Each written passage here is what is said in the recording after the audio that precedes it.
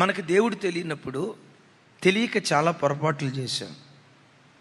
తెలియక చేసిన ప్రతి పొరపాటును దేవుడు క్షమిస్తాడు, సహిస్తాడు, అంగీకరిస్తాడు.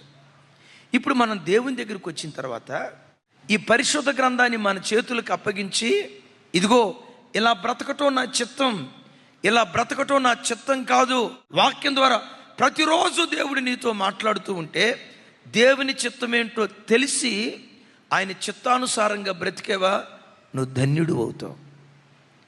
దేవుని చిత్తం ఏంటో తెలిసి కూడా తెలిసి నువ్వు తప్పు చేసావా, దెబ్బతింటావు. జాగ్రత్త. దేవుని బిడ్డలు అన్యులను వివాహం చేసుకోకూడదు, ఇది దేవుని చిత్తమని నీకు తెలుసు. వెలుగుకు చీకటికి పొందెక్కడా?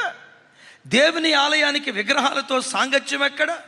యేసుక్రీస్తు రక్తముతో కడగబడిన నీవు నిజదేవుని ఆరాధించని ప్రజలను వివాహం చేసుకోకూడదని ప్రతి ఆదివారం దేవుని వాక్యం విని దేవుడెవరో తెలియని అన్యుని వివాహం చేసుకుంటే దేవుని చిత్తానికి వ్యతిరేకంగా నిలవబడిన మూర్ఖురాలివి నువ్వు కాదా?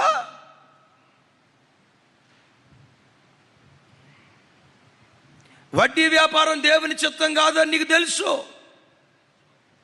తెలిసినా అదే వడ్డీ వ్యాపారం వైపు నువ్వు వెళ్తా ఉన్నావంటే తెలిసి తప్పు చేసే మూర్ఖుడువు నువ్వు కాదా? ఈ దేహం దేవుడిచ్చిన ఆలయం, ఈ దేవాలయాన్ని కాపాడుకోవాలని దేవుడు అన్నాడు.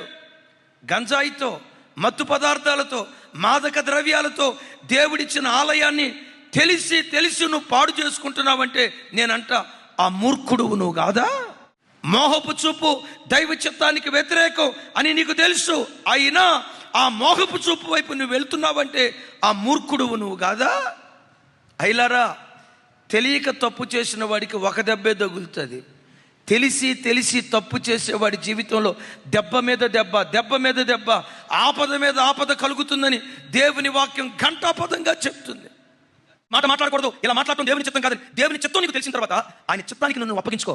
నా దేవుని వాక్యం లేవని రాయబడిందో తెలుసా? లోకము దాని ఆశలు గతించిపోతాయేమో కానీ దేవుని చిత్తమును జరిగించువాడు నిరంతరము నిలుస్తాడు.